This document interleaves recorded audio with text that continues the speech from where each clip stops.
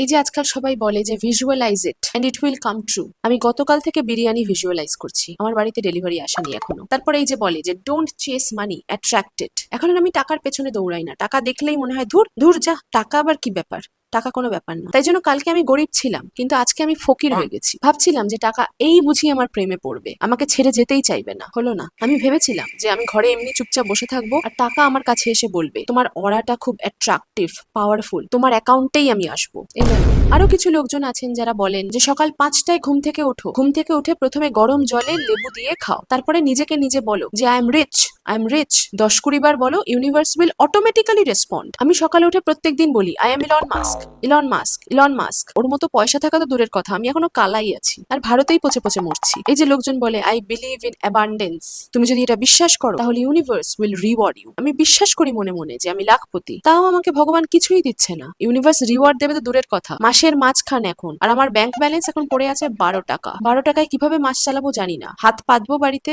যদি দেয় দেবে, আর না দিলে আবার হাত পাতবো, কিছু করার নেই। আর এই যে যারা মানি রিলেটেড ভিডিও বানিয়ে বলছে you just have to align your energy with wealth, ওটা টাকা না ওয়াইফাই? এনার্জি অ্যালাইন করলেই কি টাকা ডাউনলোড হবে? এর পরের বার কোথাও যদি শুনেছি আমিও শুনবো না, তুমিও শুনো না। ভিজুয়ালাইজ করলে যদি সবকিছু হতো, এতদিনে মঙ্গল গ্রহে আমার একটা জমি থাকতো আর ওখানে আমি রোলেক্স পরে বসে থাকতাম। আমার কাছে রোলেক্স তো দূর, একটা টাইটানের ঘড়িও নেই। মিশর থেকে ঘড়ি কিনে পড়ি আমি। ঘড়িটা চলছে তো আদৌ? না, ঘড়িটা চলছে না, ঘড়িটার ব্যাটারিটাও শেষ হয়ে গেছে। সেই ব্যাটারিটা কেনারও পয়সা নেই আমার কাছে। ভিজুয়ালাইজ করলে নাকি টাকা আসে? ধ্যাৎ।